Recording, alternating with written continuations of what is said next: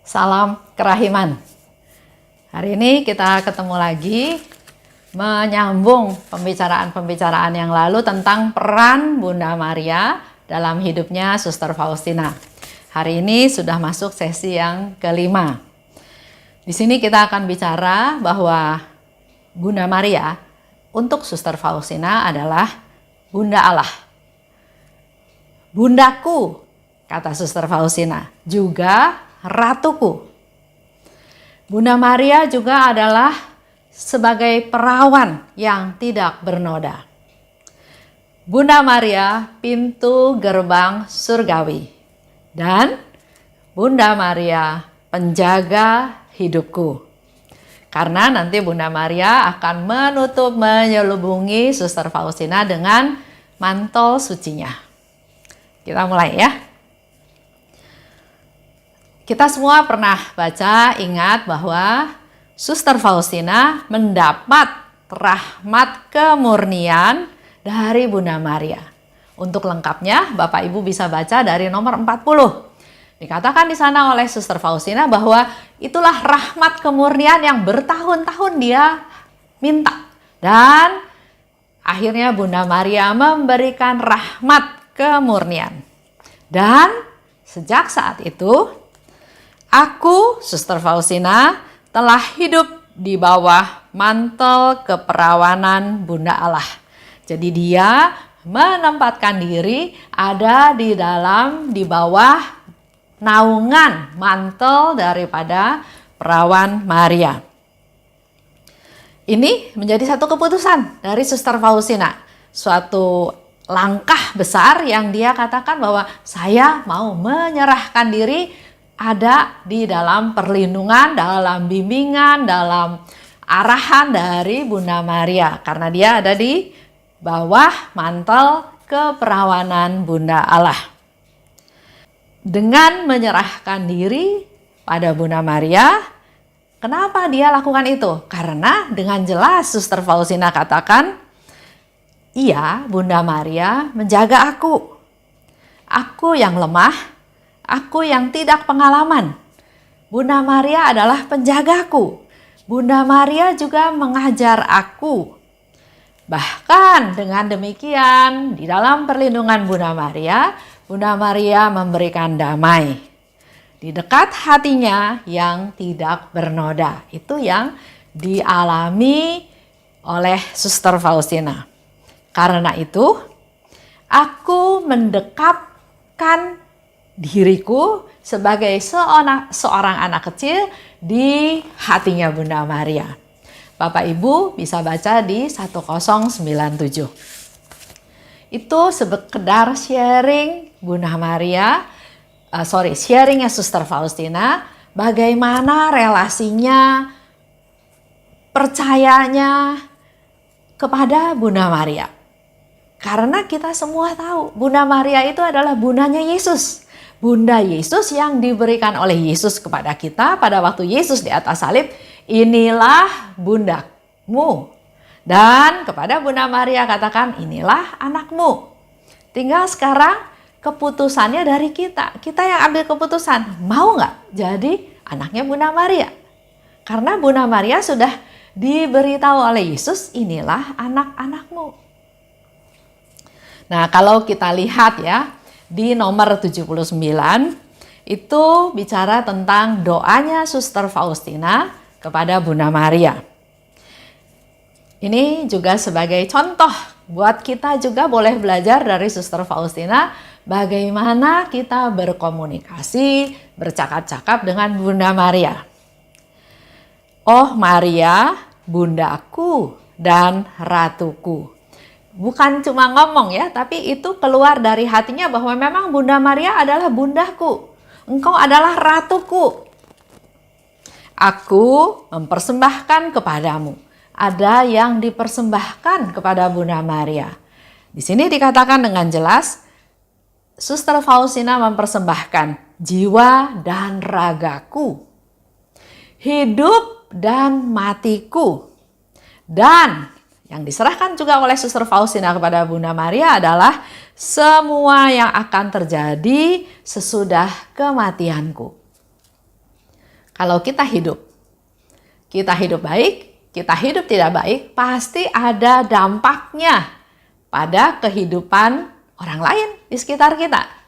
Walaupun kita sudah mati, dampak itu pasti ada. Kalau kita berbuat baik, kalau kita mengajar yang baik, kalau kita memberi teladan yang baik, dampaknya ada walaupun kita sudah mati. Begitu pula kalau kita berbuat jahat, kita nipu orang, kita bunuh orang, ya, kita merugikan orang, walaupun kita sudah mati, dampaknya masih ada. Dan dalam hal ini, Suster Faustina juga bukan hanya jiwa raga, bukan hanya hidup mati, tapi dia juga menyerahkan apa yang akan terjadi setelah aku mati. Artinya, apa yang dilakukan dia sekarang, walaupun nanti dia sudah meninggal, dia mau serahkan hasil dari apa yang sudah dia lakukan sekarang kepada perlindungan Bunda Maria. Menanam kebaikan, menyelamatkan jiwa-jiwa, dia kan punya keinginan untuk menyelamatkan banyak jiwa. Kalau dia sudah meninggal, ini diserahkan kepada Bunda Maria. Dia berdoa, dia mati raga, dia doa silih, dan banyak hal yang dia lakukan, ini semua dia persembahkan kepada Bunda Maria. Setelah nanti dia mati, itu semua hasilnya diberikan kepada Bunda Maria. Karena Suster Faustina tahu, kalau dia meninggal, tugas dia bukan sudah selesai. Bahkan dia katakan, dengan kematianku bukan semuanya berakhir, tapi justru baru mulai. Dan terbukti nubuat dari Suster Faustina. Setelah dia meninggal tahun 1938, devosi kepada kerahiman ilahi makin menyebar sampai ke seluruh dunia. Dan karena tugas ini belum selesai, maka menurut saya apa yang dikatakan oleh Suster Faustina kepada Bunda Maria juga sebetulnya menyerahkan tugas-tugas ini untuk supaya Bunda Maria membimbing kita semua para devosan kerahiman ilahi untuk melanjutkan tugasnya dari Suster Faustina untuk menyelamatkan jiwa-jiwa. Jadi ini menjadi tugas kita semua para devosan kerahiman, dan secara tidak langsung Suster Faustina menyerahkan tongkat estafet tugas ini menyelamatkan jiwa-jiwa manusia kepada kita melalui Bunda Maria. Dan dikatakan lebih lanjut di nomor 79, Suster Faustina katakan, ke dalam tanganmu aku serahkan semuanya. Semuanya. Ya, nggak ada yang disimpan sendiri, nggak ada yang kemauan sendiri. Nah, pertanyaannya dalam hal ini adalah bagaimana dengan saya? Bagaimana dengan Bapak Ibu sebagai devosan kerahiman ilahi? Apakah kalau susah aja baru cari Bunda Maria? Usaha ini buntu, cara ini buntu, dengan segala macam permasalahan udah kayaknya give up, nggak ada solusi, nggak ada jalan, baru cari Bunda Maria, baru berdoa kepada Bunda Maria, baru melakukan novena kepada Bunda Maria. Tapi kenapa hanya hal seperti itu?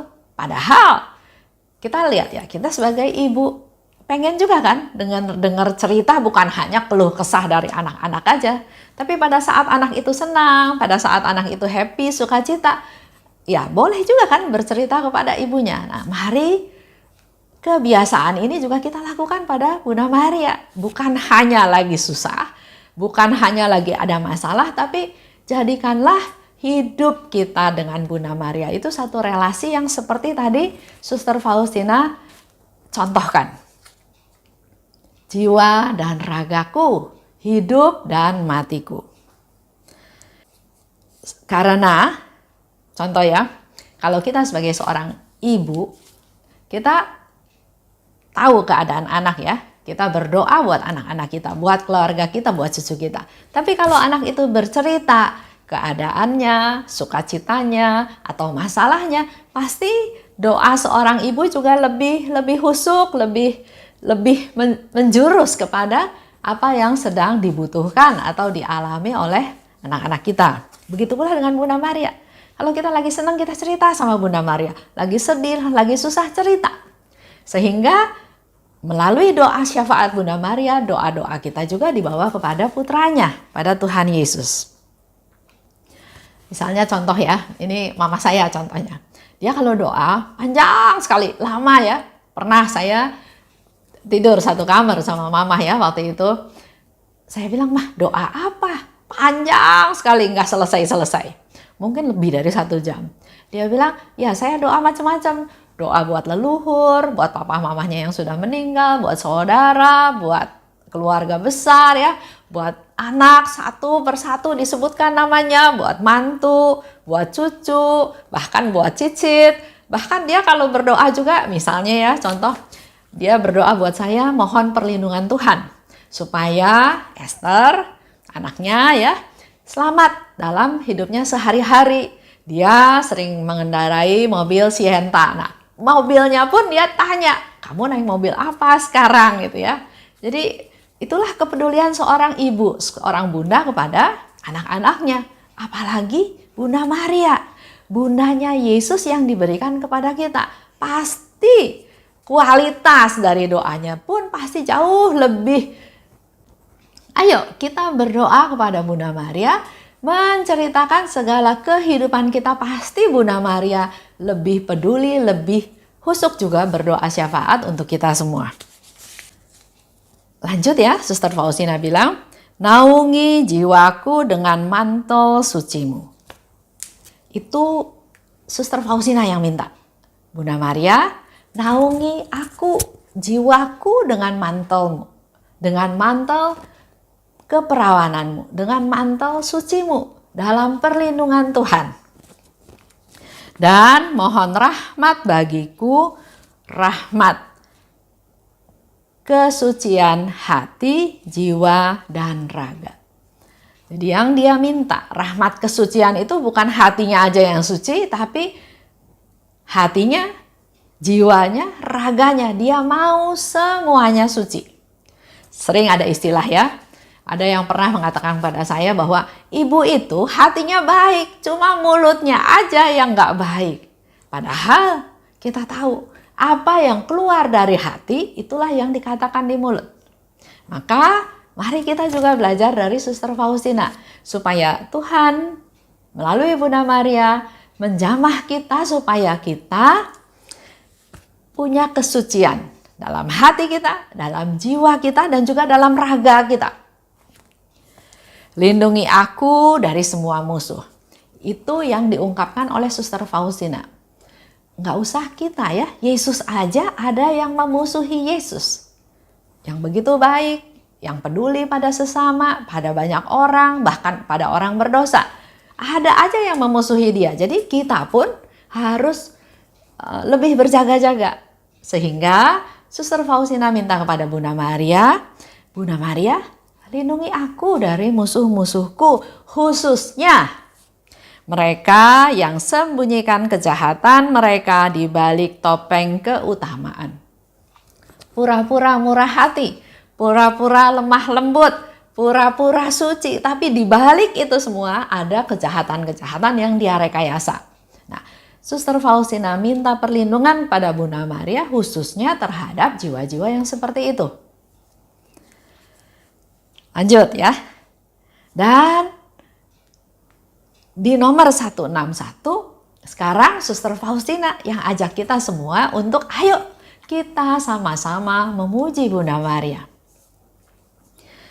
"Oh Maria, perawan yang tidak bernoda, Engkaulah kekuatanku. Engkaulah perisai dan perlindungan bagi hati yang lemah. Engkau murni, tanpa cacat. Engkau perawan dan bunda." Pernah nggak kita berdoa memuji Bunda Maria seperti itu? Dari kesungguhan, dari hati ya, bukan hanya asal ngomong dari mulut.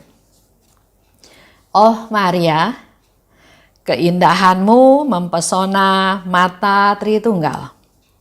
Sehingga ia turun dari surga, meninggalkan tahtanya, dan mengambil tubuh dan darahmu, dan selama 9 bulan tersembunyi dalam hati seorang perawan. Ini proses ya, proses Yesus lahir ke dunia. Jadi kalau ada sebagian orang berpendapat bahwa Yesus lahir dari seorang wanita yang biasa, enggak mungkin Tuhan yang begitu suci menitipkan supaya anak itu lahir ke dunia dari rahim orang yang biasa-biasa aja, enggak mungkin. Sekarang saya punya anak. Ada orang jahat sama orang baik. Kira-kira saya titip anak ke siapa? Ya pasti saya titip ke yang baik, yang benar, bukan yang sembarangan. Jadi Bunda Maria dipilih Tuhan itu bukan wanita biasa, asal pilih, enggak. Wanita pilihan. Ya, jadi kita jangan terpengaruh juga sama teman-teman kita, sama saudara-saudara kita yang bilang bahwa Maria itu perempuan biasa saja, yang cuma dipakai sama Tuhan untuk melahirkan Yesus, terus udah gitu selesai. Enggak sesederhana itu. Saya pernah cerita bahwa saya pernah pergi ke satu persekutuan doa di Melbourne karena anak saya sekolah di Melbourne, maka teman-temannya ngajak anak saya untuk ikut persekutuan doa. Dan syukur pada Tuhan, pada waktu itu saya ikut. Karena saya diajak ya saya ikut dalam persekutuan doa tersebut. Ternyata itu bukan persekutuan doa Katolik. Ternyata ada pendeta dan dia khotbah tentang ya itu tadi, Bunda Maria itu wanita biasa yang dipakai Tuhan untuk melahirkan Yesus, udah itu selesai tugasnya. Bahkan dia pertegas seolah-olah Bunda Maria itu seperti selang air. Pada waktu air itu diperlukan, dibuka, udah lahir, udah itu tutup, udah itu selesai. Waduh, suami saya kesel, suami saya marah. Dia mau berdiri aja, nggak mau denger lagi. Tapi saya bilang biarin aja, dengerin aja. Kita pengen tahu dia mau ngomong apa sampai selesai. Ya sudah, kita dengerin, dia ngomong, ya sudah selesai. Saya juga nggak berkomentar sama dia. Ya bodohnya dia ya, dia punya pendapat seperti itu. Bunda Maria yang Yesus bilang ini ibuku. Seorang ibu yang diberikan kepada kita kan luar biasa. Tapi dia nganggapnya pipa air. Saya juga nggak habis pikir dia bisa ngomong seperti itu ya. Padahal dia kan pendeta, dia baca juga di Alkitab. Seperti yang Elizabeth bilang, siapa aku sehingga ibu Tuhanku ya, yang seperti itu. Oke. Nah, saya lanjut cerita waktu pulang. Saya tanya sama anak saya, gimana tuh pendapat si pendeta itu, pendapat kamu? Mah, saya nggak mau datang lagi. Kenapa? Ngaco, masa dia ngomongnya gini-gini gitu ya? Nah, di situ Tuhan memberikan konfirmasi pada saya bahwa saya punya anak, yang punya iman yang teguh. Enggak asal dengar atau diajak teman, dibawa-bawa sama teman, asal ngumpul, terus mereka mendengarkan cerita yang salah atau khotbah yang salah. Di situ Tuhan memberitahu pada saya, kamu jangan khawatir sama anak kamu. Karena anak kamu punya iman yang teguh. Karena memang waktu di Melbourne itu banyak anak-anak Katolik yang ikut-ikutan pindah agama. Karena mereka pelayanan lah, dijemput lah, dan banyak hal. Tapi di belakang itu banyak lagi cerita yang lain yang ternyata akhirnya anak itu pada menyesal karena dikasih target. Harus setor dan seterusnya ya. Saya nggak cerita itu lagi. Saya mau cerita bahwa Bunda Maria itu adalah sungguh-sungguh ibunya Tuhan yang diberikan kepada kita semua. Selanjutnya dikatakan oleh Suster Faustina, melalui engkau Bunda, kami diberi rahmat hidup bersama Dia untuk selamanya. Melalui Bunda Maria, Yesus lahir ke dunia. Melalui Bunda Maria, kami diberi rahmat hidup bersama Dia selama-lamanya. Dan memang sebetulnya dikatakan juga oleh Suster Faustina, nggak ada orang yang bisa memahami kok Allah yang tidak terhingga mau jadi manusia. Dan ini menjadi satu bukti karena hanya kasih dan kerahimannya yang tidak terselami sehingga Allah Bapa mengutus putranya untuk lahir ke dunia. Untuk menyelamatkan kita semua. Maria Engkau pintu gerbang surgawi. Itu panggilan dari Suster Faustina kepada Bunda Maria. Engkau tuh pintu gerbang surgawi. Karena melalui engkau datang keselamatan pada kami. Melalui Bunda Maria, Yesus lahir ke dunia. Segala rahmat memancar melalui tanganmu. Ada beberapa devosi juga ya tentang Bunda Maria yang di mana Bunda Maria memancarkan sinar-sinar dari kedua tangannya. Contohnya mungkin mereka yang berdevosi kepada Bunda Maria, bukan penolong abadi, Bunda Maria, Bunda segala bangsa. Yaitu ceritanya berawal di Amsterdam, di Belanda. Gambar aslinya juga saya pernah lihat di sana, bercerita tentang Bunda Maria memperkenalkan diri sebagai Bunda Maria, Bunda segala bangsa. Hanya dengan setia meneladani engkau, aku akan dikuduskan. Itu yang dikatakan oleh Suster Faustina. Jadi kalau kita mau kudus, mari kita belajar meneladan semua yang Bunda Maria lakukan. Karena tadi dikatakan ya, melalui engkau pintu gerbang surgawi terbuka. Dan rahmat mengalir dari tanganmu. Oh Maria, jadilah penjaga hidupku. Khususnya pada saat kematian. Dalam perjuangan akhir. Ini Suster Faustina mau mengingatkan kita semua juga bahwa suatu hari kita akan meninggal. Nah, pada saat-saat kita di akhir hidup kita, disebutkan perjuangan terakhir, Suster Faustina minta Bunda Maria jadi penjaga hidupku. Sekarang sampai saat aku mati. Nah, kalau kita masih ingat doa Salam Maria ya, di bait yang kedua, Santa Maria Bunda Allah, doakanlah kami yang berdosa ini sekarang dan waktu kami mati. Amin. Jadi mohon pada Bunda Maria untuk selalu berdoa buat kita sekarang, pada saat kita masih hidup, sampai nanti kita mati. Karena Suster Faustina di sini mau mengingatkan kita semua bahwa di dalam saat akhir itu adalah bukan enak-enak, tapi adalah perjuangan. Dalam perjuangan akhir. Pada saat kematian, dalam perjuangan akhir, mintalah Bunda Maria sebagai penjaga hidup kita semua. Itu yang hari ini kita dapat ya. Mari kita terus belajar dari Suster Faustina untuk terus menjalin relasi pada Bunda Maria dan berdoa. Mohon Bunda Maria menutup kita, membungkus kita, menjaga kita dengan mantel sucinya. Terima kasih atas perhatiannya. Salam kerahiman.